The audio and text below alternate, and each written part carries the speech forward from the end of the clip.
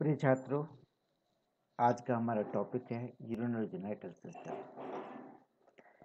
स्कोलोडोन के अध्ययन की श्रृंखला में स्कोलोडोन का ये 5वां भाग मैं आपके समक्ष यूरिनोजेनिटल सिस्टम के रूप में प्रस्तुत कर रहा हूँ। मैं प्रेम सिंह चौहान से आचार्य प्राणी शास्त्र, सम्राट पृथ्वीराज चौहान राजकीय महाविद्यालय भिंड और सेठ रंगलाल कोठारी राजकीय महाविद्यालय राजसमंद से बीएससी सेकेंड ईयर के फर्स्ट पेपर वर्टिब्रेट्स या कशेरुकी के यूनिट सेकंड में स्कोलोडोन का यूरिनोजेनिटल सिस्टम मोहनलाल सुखेड़ा विश्वविद्यालय उदयपुर के पाठ्यक्रम में है, जिसका आज हम अध्ययन करेंगे। यूरिनोजेनिटल सिस्टम कशेरुकियों में उत्सर्जन तंत्र और जनन तंत्र एक दूसरे से इतने गहरे संबंधित होते हैं कि इन दोनों का अध्ययन साथ साथ किया जाता है, और ये दोनों साथ में जुड़े होने के कारण या इनके गहरे संबंध होने के कारण इसे यूरिनोजेनिटल सिस्टम के अंतर्गत अध्ययन किया जाता है। स्कोलोडोन में नर और मादा दोनों लिंग पृथक पृथक होते हैं। इनको पृथक करने वाले जो कैरेक्टरिस्टिक्स होते हैं या विभेद नर और मादा में विभेदन करने वाले लक्षण होते हैं, उनको लैंगिक द्विरूपता कहा जाता है।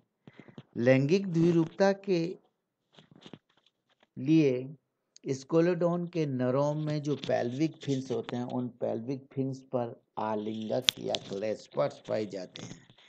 ये क्लेस्पर्स नरों में शुक्राणुओं के स्थानांतरण का कार्य करते हैं। सबसे पहले हम पढ़ेंगे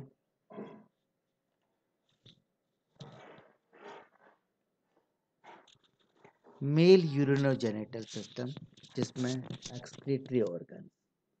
एक्सक्रीटरी ऑर्गन में हमारे पास आने वाली जो मुख्य शब्द हैं वो है मीजोनेफ्रिक, एपिडिडिमस, ग्राहम हेरक्वेर 1919, opisthonephros, Bowman's capsule, uriniferous tubules, collecting tubules, ureter, urinogenital sinus and urinogenital papilla. सबसे पहले हम बात करते हैं एक्सक्रीटरी ऑर्गन से। तो एक्सक्रीटरी ऑर्गन को देखने के लिए मैं इनका डायग्राम पे लिए चलता हूँ।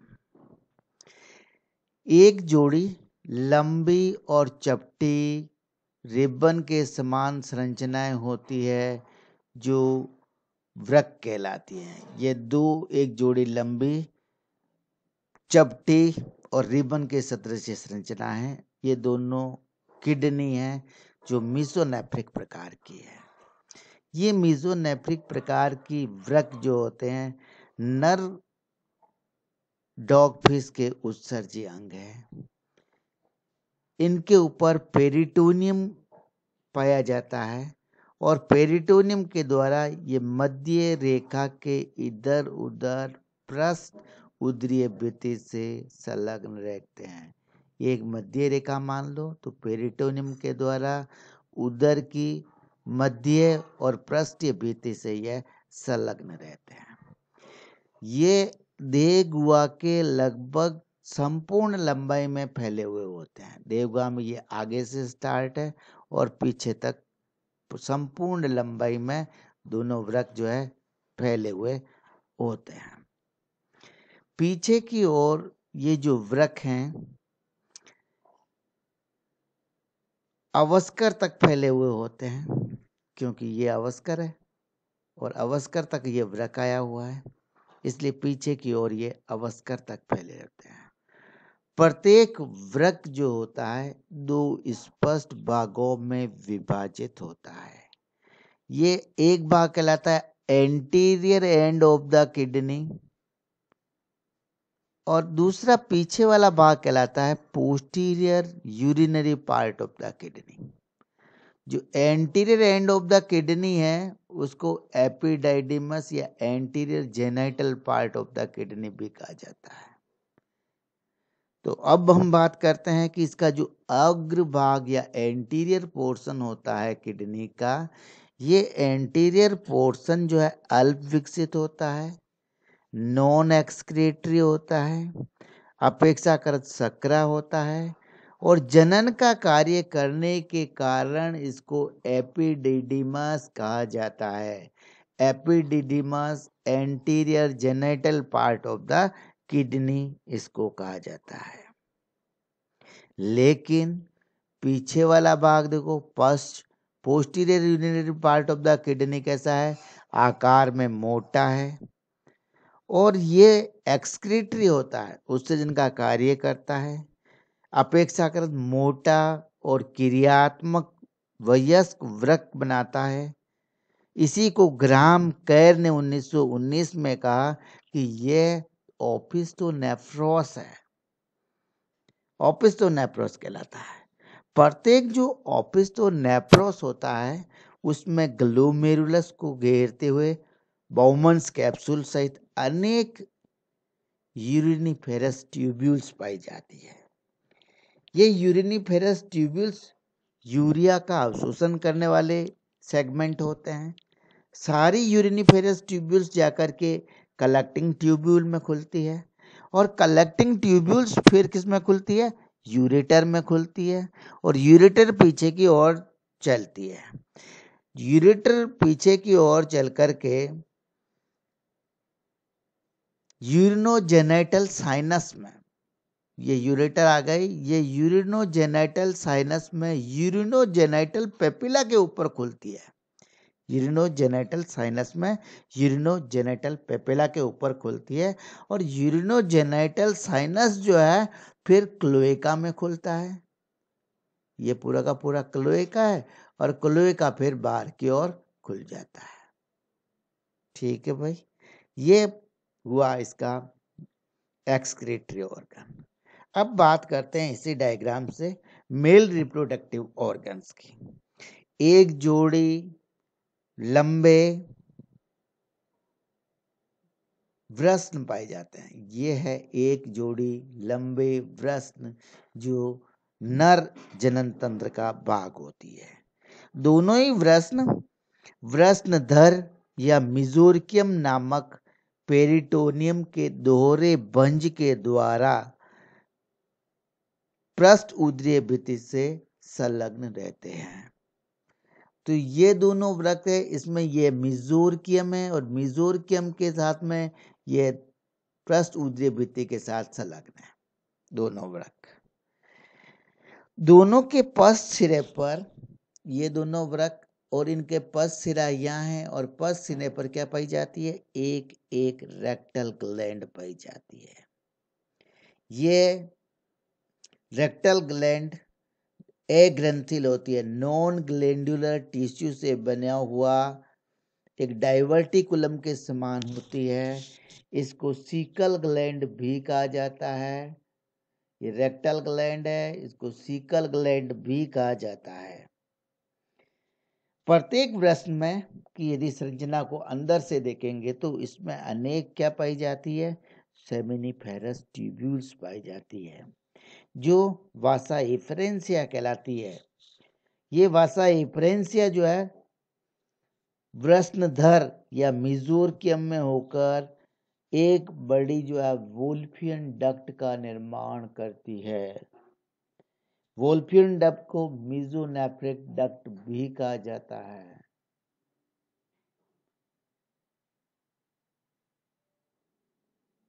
ये सारी वृषण की वोल्फियन वासा डेफरेंस या वोल्फियन डक्ट हो गई जो एंटीरियर किडनी के साथ एसोसिएटेड है। ये मिलकर के इन्होंने क्या बना दी, ये संरचना बना दी, आगे चल करके सेमाइनल वेसिकल बना दी। अब ये सारी की सारी वोल्फियन या मीजोनेफ्रिक डक्ट, ये वासा डेफरेंस की वोल्फियन डक्ट है और वोल्फियन डक्ट जाकर के किस में खुल गई है, सेमाइनल वेसिकल में खुल गई, जो आगे चल करके किस में खुल जाएगी, ये आगे चल करके खुल जाएगी वासा डेफरेंस वाले भाग में। सेमिनिफेरस ट्यूब्यूल्स में क्या पाई जाती है, अब सेमिनिफेरस ट्यूब्यूल्स के स्ट्रक्चर को देख लीजिए। सेमिनिफेरस ट्यूब्यूल्स में जर्म सेल्स पाई जाती है, यानी कि स्पर्मेटोगोनिया, और स्पर्मेटोगोनिया स्पर्म को उत्पन्न करने का कार्य करती है। जो स्पर्म उत्पन्न होते हैं वो सेमाइनल रिसेप्टेकल या जिसे हम क्या कहेंगे सेमाइनल वेसिकल के द्वारा। सेमाइनल वेसिकल जो है शुक्रवाहक ये लंबी सक्रिय और अत्यधिक कुंडलित नलिका होती है जो वृक्क के अग्रीय भाग से चालू हुई है और अग्रीय भाग से चालू होकर के कहाँ चली जाती है एपिडिडिमस के संपूर्ण अधर तल को बनाती है।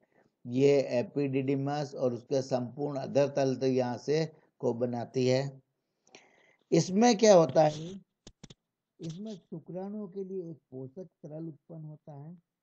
ये तरल पश्च भाग में शुक्रवाहक में फैलकर एक जोड़ी सीधी जो है सेमाइनल वेसिकल बनाता है जिसमें शुक्राणु संग्रहित किए जाते हैं। मूत्रवाहिनियों की भांति दोनों तरफ के जो शुक्राशय होते हैं वो पीछे की ओर, ये शुक्राशय पीछे की ओर आया और पीछे के आकर जो यूरिनोजेनाइटल कोटर है, यूरिनोजेनाइटल सेक में अपने अपने छिद्रों के द्वारा, ये छिद्र के द्वारा इसमें खुल गया।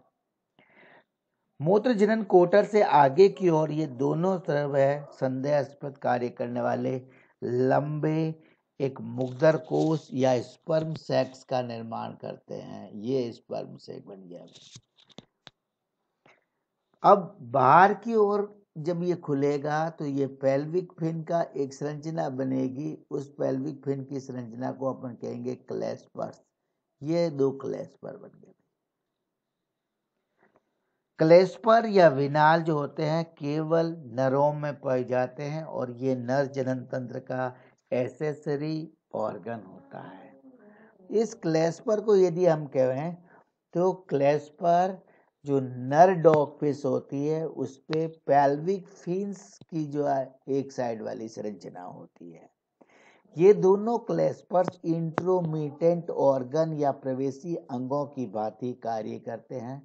इन दोनों में एक खांच या नलिका पाई जाती है जिसका अग्रभाग जो होता है वो एपोपाइल कहलाता है और जो पिछले वाला भाग है वहां पर जो स्थित छिद्र होता है वो हाइपोपाइल कहलाता है।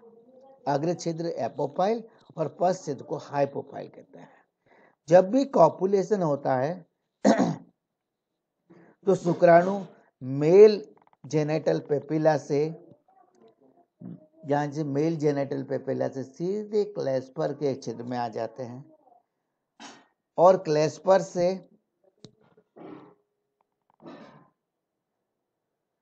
कॉपुलेशन के समय शुक्राणु नर मूत्र जनन पेपिला से क्लेस्पर के हाइपोपाइल में प्रवेश कर जाते हैं और हाइपोपाइल से मादा के अवस्कर में स्थानांतरित कर दिए जाते हैं।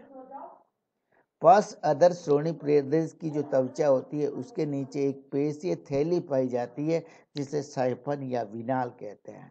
इसमें दो वाहिकाएं होती है या दो चैनल्स होते हैं जो आगे की ओर तो बंद होते हैं किंतु पीछे की तरफ से ये खांचदार आलिंगक के अपद्वार में खुलते हैं। मैथुन के समय समुद्री जल इस साइफन की नलिका में भर जाता है तथा बलपूर्वक साइफन से आलिंगिक खांचों से गुजरते समय खांचों में एकत्रित शुक्राणुओं को बहाकर मादा के अवस्कर में पहुंचा दिए जाते हैं। ये मेल यूरिनोजेनाइटल सिस्टम का भाग कंप्लीट हो गया। अब हम लेते हैं इसका फीमेल यूरिनोजेनाइटल सिस्टम। इसमें भी हम पढ़ेंगे फीमेल के पहले एक्सक्रीटरी ऑर्गन जिसमें uriniferous tubules, urinary papilla, ureter, urinary sinus. फिर पढ़ेंगे फीमेल रिप्रोडक्टिव ऑर्गन्स को जिसमें ovary, mesovarium, epigonal organs, caecal और rectal organs, oviducts, ostium, oviducal funnel, ureter, vagina and cloaca. तो चलते हैं फीमेल यूरिनोजेनिटल सिस्टम की ओर। एक दृष्टि हम इस डायग्राम पे डालें तो ये तो हमारा ट्रांसवर्स सेप्टम है जिसमें लीवर है, ये इसोफेगस का कटा हुआ पोर्शन है। इनसे हमें ज़्यादा मतलब नहीं है। हमें जहाँ मतलब है की चीज़ है वो mesovarium, cut off the body wall है, सेल ग्लैंड है, anterior part of the kidney है, यूरेटर है, posterior part of the kidney है, ये इसकी यूरेटर आ गई है। फिर कॉमन वेजिना आ गया है, दोनों यूरेटर जब मिल, ओपनिंग ऑफ द वेजिना है, urinary papilla, abdominal four, pelvic fins, cloaca, opening of the rectum है, रेक्टल ग्लैंड है, एपिगोनल ऑर्गन्स हैं, ये ओवरी है और ओवरी के ऊपर ये निकली ऊपर से ओविडक्ट है और इसके ऊपर बना हुआ ये ओविड्यूकल फनल है। डायग्राम को एक बार मेमोराइज करा लिया मैंने। फिर अब लिए चलते हैं सबसे पहले एक्सक्रीटरी ऑर्गन पे। एक्सक्रीटरी ऑर्गन में जो फीमेल डॉगफिश होती है उसमें भी वृक्क पाए जाते हैं। ये वर्ग भी दो भागों में विभाजित होते हैं। एंटीरियर पार्ट जो किडनी का होता है, anterior part of the kidney, ये नॉन फंक्शनल होता है। Posterior part of the kidney जो होता है मोटा होता है और ये फंक्शनल होता है। लेकिन वृक्कों तथा जनन अंगों में परस्पर कोई संबंध नहीं होता है। लेकिन मेल में जैसे हमने देखा था उसमें वृक्क और जो है एपिडिडिमिस जो है संलग्न हो रहे थे, यहाँ पर किडनी में और फीमेल रिप्रोडक्टिव ऑर्गन्स जो होता है उनमें कोई संबंध नहीं है। इसलिए वृक्क का अग्रभाग जो है बहुत ही कम विकसित, अल्प विकसित होता है और संकरा तथा पतला होता है। स्टैंड के रूप में ये अगला भाग स्थित होता है। पीछे का भाग इसका मोटा होता है और क्रियात्मक होता है। यहाँ पर इसमें यूरिनिफेरस ट्यूब्यूल्स पाई जाती है। ये लंबी और पतली भित्ति वाली वुल्फियन डक्ट होती है। ये मध्य वृक्क की वाहिनी का निर्माण करती है जो ये यूरेटर कहलाती है। ये यूरेटर बन गई भाई, और दोनों ओर की यूरेटर मिलकर के कॉमन डक्ट बनाती है। और ये कॉमन डक्ट या मूत्र वाहिनियां, कॉमन जो यूरेटर है ये जाकर के यूरिनरी साइनस में खुलती है और फिर मूत्र कोटर एक छोटे से यूरिनरी पेपिला के सिरे पर आकर के ये पहले साइनस में फैलेगी, फिर ये पेपिला पे आएगी और पेपिला में अपर्चर के द्वारा ये क्लोएका में खुल जाती है। ठीक है भाई, ये फीमेल एक्सक्रीटरी ऑर्गन इन स्कोलियोडोन हुआ। अब हम पढ़ते हैं फीमेल रिप्रोडक्टिव ऑर्गन्स। तो मादा में एक जोड़ी छोटे छोटे अंडाशय पाए जाते हैं। ये गोल गोल संरचना है, ये सारी इसकी ओवरीज है। ये सपालिक संरचना है। मीजोवेरियम नामक पेरिटोनियम के पल्ले से ये अग्र उदरीय भित्ति के साथ में मध्य पृष्ठ पे संलग्न रहते हैं। ये मीजोवेरियम है जो इसको संलग्न प्रदान करता है बॉडी वाल के, उधर की बॉडी वाल के साथ में। इसमें एक जोड़ी लंबे नलिकाकार एपिगोनल ऑर्गन पाए जाते हैं। ये एक जोड़ी एपिगोनल ऑर्गन इसमें पहुंचते हैं। ये दोनों सामने की ओर, दोनों अंडाशयों के पीछे की ओर एक रेक्टल ग्लैंड के द्वारा जुड़े होते हैं। रेक्टल ग्लैंड है, यहाँ पर दोनों एपिगोनल ऑर्गन से संलग्नित रहते हैं। अंडाशयों की सतह पर गोल गोल फॉलिकल्स उभरे हुए होते हैं। ये गोल गोल फॉलिकल्स देख लीजिए, ग्लोब्यूल्स जो उभरे हुए होते हैं। यह अंडकोशों एक्स एक्स में उभरी होती है। प्रत्येक पुटक जो होता है उसमें परिवर्तित करता हुए अंड की विभिन्न अवस्थाओं को देखा जा सकता है। लेकिन एक परिपक्व जो अंड होता है वो उदरीय गुहा में आकर के ओविडक्ट के द्वारा ओविडक्ट में खुल जाता है। अंड परिपक्व अंड जब रिलीज होएगा तो वो ओविड्यूकल फनल के माध्यम से ओविडक्ट में प्रवेश कर जाएगा। ये वाला भाग ओविडक्ट है, ये ओविड्यूकल फनल है। ओविडक्ट्स जो होती हैं इनको मुलेरियन डक्ट्स कहा जाता है। ये दोनों साइड की ओविडक्ट्स हैं, ये दोनों को क्या कहेंगे हम, किसकर बनी हुई है, मुलेरियन डक्ट से बनी हुई होती है। ओविडक्ट की जो होती है, ओविडक्ट ये संपूर्ण देह गुहा की लंबाई में फैली हुई होती है और संपूर्ण देह गुहा की लंबाई में फैली हुई लंबी संरचना है। इसके सक्रिय अग्र सिरे पर, सकरा वाला अग्र सिरा, इस अग्र सिरे पर इसोफेगस के निचले वाले भाग पर एक ट्रांसवर्स सेप्टम ट्रांसवर्सम पाया जाता है। इसमें सेप्टम ट्रांसवर्सम पाएज के साथ ये संयुक्त होकर के एक अनुदैर्ध्य दरार या ओस्टियम अथवा अंडवाहिनी केप ओस्टियम या ओविड्यूकल फनल द्वारा देहगुहा में खुलती है। कह रहा है कि ये दोनों ओविडक्ट जो होती है, ओविडक्ट जहाँ ईसोफेगस आ रही थी, ये ईसोफेगस के ऊपरी वाले पोर्शन पर एक फलन संरचना बनाती है जो ओविड्यूकल फनल कहलाता है। और ये ओविड्यूकल फनल जो होती है सेप्टम ट्रांसवर्सम, ये सेप्टम ट्रांसवर्सम के पास देहगुहा में खुलने वाला छिद्र है जहाँ से अंड इसमें प्रवेश करेगा ओस्टियम से।